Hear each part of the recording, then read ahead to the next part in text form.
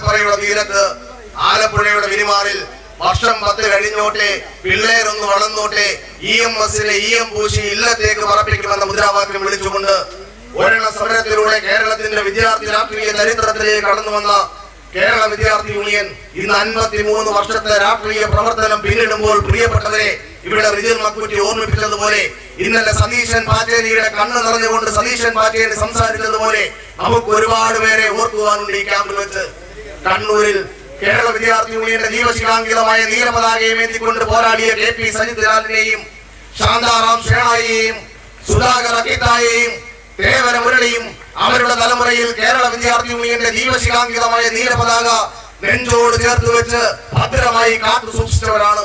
ഈ ക്യാമ്പ് പിരിയുമ്പോൾ പ്രിയപ്പെട്ടവരെ, ഈ ക്യാമ്പിന്റെ സമ്മേളന വേദിയിൽ നെഞ്ചിൽ കൈവച്ചുകൊണ്ട് നമുക്ക് പ്രതിജ്ഞയെടുക്കണം.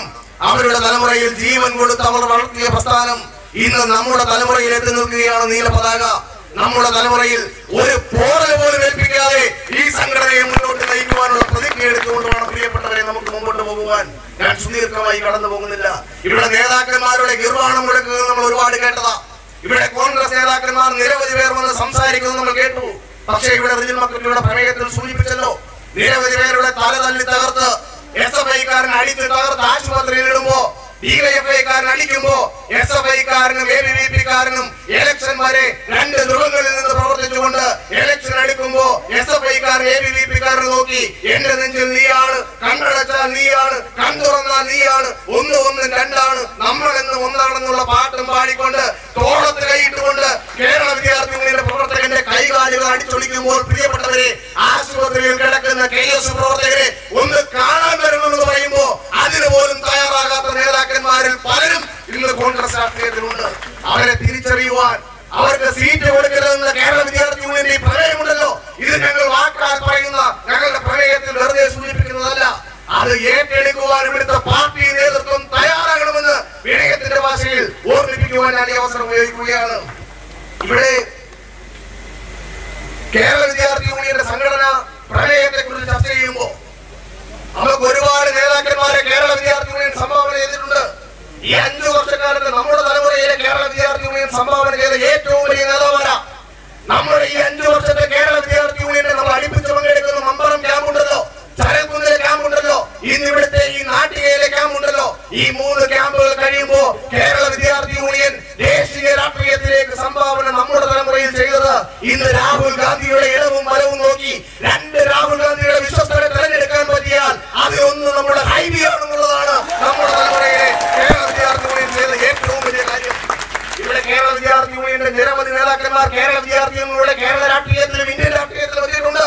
പക്ഷെ അവരോട് വളരെ വിനയത്തിന്റെ ഭാഷയിൽ ഞാൻ ചോദിക്കട്ടെ, ഇവിടെ കേരള വിദ്യാർത്ഥി യൂണിയന്റെ രാഷ്ട്രീയ സാഹചര്യത്തെ കുറിച്ച് അറിയാതെ ദേശീയ നേതൃത്വം നമ്മുടെ സംഘടനയിലെ ചില പ്രശ്നങ്ങൾ നിലനിർത്തിക്കൊണ്ട് ഒരു തെരഞ്ഞെടുപ്പ് കഴിഞ്ഞു. പക്ഷെ നിലനിർത്തിക്കൊണ്ട് ഒരു തെരഞ്ഞെടുപ്പ് കഴിയുമ്പോൾ നമുക്ക് താഴോട്ട് കമ്മിറ്റിയില്ല. നിരവധി തവണ NSU പ്രസിഡന്റും KSU പ്രസിഡന്റും നിരവധി തവണ മീനാക്ഷി നടരാജൻ ഉൾപ്പെടെയുള്ള നേതാക്കന്മാരോട് അവരോട് ഈ കാര്യം സൂചിപ്പിച്ചു. പക്ഷെ ഞാൻ വളരെ വിനയത്തോട് ചോദിക്കട്ടെ, തല പോകുന്നെങ്കിൽ തല പോകട്ടെ. പക്ഷെ കേരള വിദ്യാർത്ഥി യൂണിയന്റെ താഴെ തട്ടിൽ ബ്ലോക്ക് കമ്മിറ്റികൾ രൂപീകരിക്കുവാനുള്ള നിർദ്ദേശം അതാണ് ശരിയെന്ന് കോൺഗ്രസ് നേതാക്കന്മാർ ഈ വലിയ നേതാക്കന്മാരോട് പോയി പറയണം. കാരണം നിങ്ങളെ പ്രസവിച്ച സംഘടനയാണ് KSU, നിങ്ങൾക്ക് ജന്മം നൽകിയ സംഘടനയാണ് KSU, നിങ്ങളെ വളർത്തിയ സംഘടനയാണ് KSU. ആ സംഘടന വളരണമെങ്കിൽ ഇതിന്റെ ചില പോരായ്മകൾ നികത്താൻ കോൺഗ്രസ് നേതാക്കന്മാരുടെ കൂടെ സഹായം ഞങ്ങൾ വിനയത്തിന്റെ ഭാഷയിൽ അഭ്യർത്ഥിക്കുകയാണ്.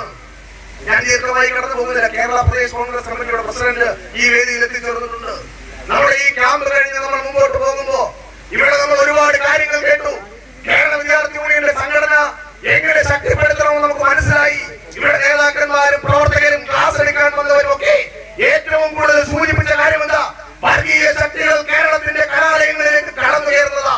നമ്മളുടെ കേരള വിദ്യാർത്ഥി യൂണിയൻ പ്രവർത്തകരോട് വെച്ച് പ്രതിജ്ഞ എടുക്കണം പ്രിയപ്പെട്ടവരെ. നമ്മുടെ സംസ്കാരം എന്താ? ഭാരതത്തിന്റെ സംസ്കാരം എന്താ? കോൺഗ്രസിന്റെ സംസ്കാരം എന്താ? നിരുപമമായ സ്നേഹത്തോടെ മാത്രമേ മനുഷ്യന് മോചനമുള്ളൂ എന്നും അനന്തമായ സഹനമാണ് മാതൃകാപരമെന്നും സഹജീവികളോട് 7-70 വട്ടം ക്ഷമിക്കണമെന്നും പഠിപ്പിച്ച ക്രൈസ്തവന്റെ നാടാണ്.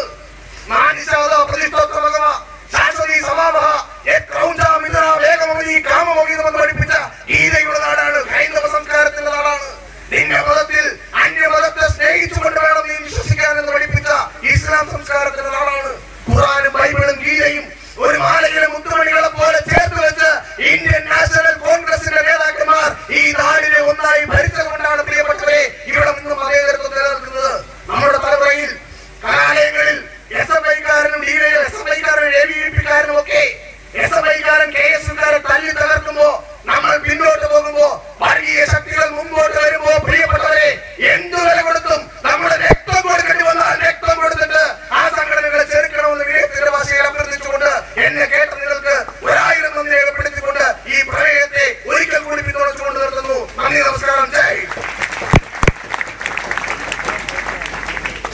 जिंदाबाद जिंदाबाद।